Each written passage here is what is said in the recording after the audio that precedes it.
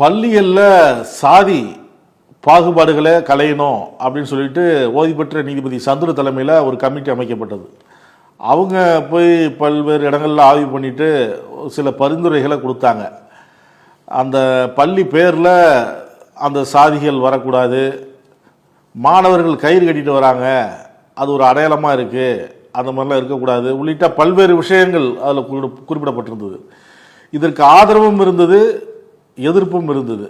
சில பேர் எதிர்ப்பும் தெரிவித்தாங்க. இப்போ நீங்கள் பேசும்போது சொன்னீங்க கேஎன் பாஷா ஏற்கனவே எப்படி நடந்துக்கிட்டார் அப்படின்லாம் சொன்னீங்க. இப்போ அவர் தலைமையில் இந்த ஆணையம் அமைக்கும் பொழுது சுதந்திரமாக பணியாற்ற முடியுமா, அது எப்படி பார்க்குறீங்க? ஒரு இந்த மாதிரி ஒன் மேன் கமிட்டி போடும்போது, ஒரு ஸ்பெஷல் லாக்காக போடும்போது பல பக்கம் இருந்து ரெக்கமெண்டேஷன்ஸ் வரும். அது மட்டும் இல்ல, இவங்களும் அவங்க அந்த ஜட்ஜஸும் அவங்க பர்சனல் எக்ஸ்பீரியன்ஸ்ல இருந்து அவங்க அந்த ஸ்டேக் ஹோல்டர்ஸை கன்சல்ட் பண்ணி, இல்ல அந்த ரிலவெண்டான இதுல ஏற்கனவே ஒர்க் பண்ண நபர்கள், பாதிக்கப்பட்ட நபருடைய வாக்குமூலங்களை வாங்கி இதெல்லாம் கருத்துல கொண்டு அவங்க ஏற்கனவே இருக்கக்கூடிய கிரிமினல் லால சொல்லப்பட்டிருக்கக்கூடிய விதிகளும் உச்சநீதிமன்ற வழிகாட்டுதல் இதெல்லாம் கருத்தில் கொண்டுதான் ஒரு சட்டத்தை எப்பயுமே உருவாக்குவாங்க. அந்த வகையில நீதியரசர் கேஎன் பாக்ஷா சிறப்பா பண்ணுவாருன்னு தான் எல்லாரும் பொதுவா நம்புறாங்க. இந்த இடத்துல சந்துரு அவர் ஒரு கம்யூனிஸ்ட் இடதுசாரி இயக்கத்திலிருந்து வந்தாரு.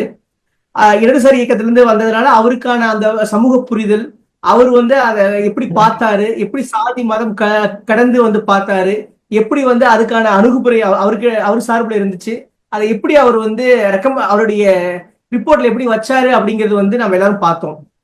அந்த அளவுக்கு எஃபெக்டிவா கேஎன் பாக்ஷா அவர் இந்த ஒன் மேன் கமிஷன்ல இந்த ஸ்பெஷல் லா சம்பந்தமா அவர் பண்ணுவாருங்கிறது தான் எல்லாருடைய நம்பிக்கையும். ஏன்னா அவர் பண்ணிதான் ஆகணும். ஏன்னா இந்த சட்டத்தை பொறுத்த வரைக்கும், ஸ்பெஷல் லாவை பொறுத்த வரைக்கும், ஸ்கூல்ல இருக்கிற சாதிய பாகுபாடுக்கும் இதுவுமே நீங்க இதுவரை சாதிய பாகுபாடா பார்க்க முடியாது. இந்த பிரச்சனையை பொறுத்த வரைக்கும், ஆணவ படுகொலை, ஆணவ வன்முறையை பொறுத்த வரைக்கும் இது ஒரு சாதிய பிரச்சனையை மட்டும் பார்க்க முடியாது.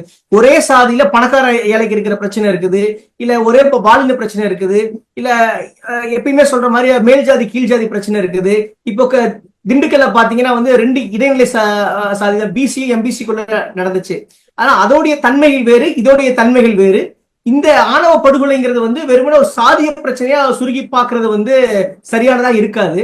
ஏன்னா இந்த சட்டத்தை பொறுத்த வரைக்கும் ஏற்கனவே இந்த மாதிரியான சட்டத்துக்கான மாதிரி வடிவங்கள் பல வந்திருக்குது.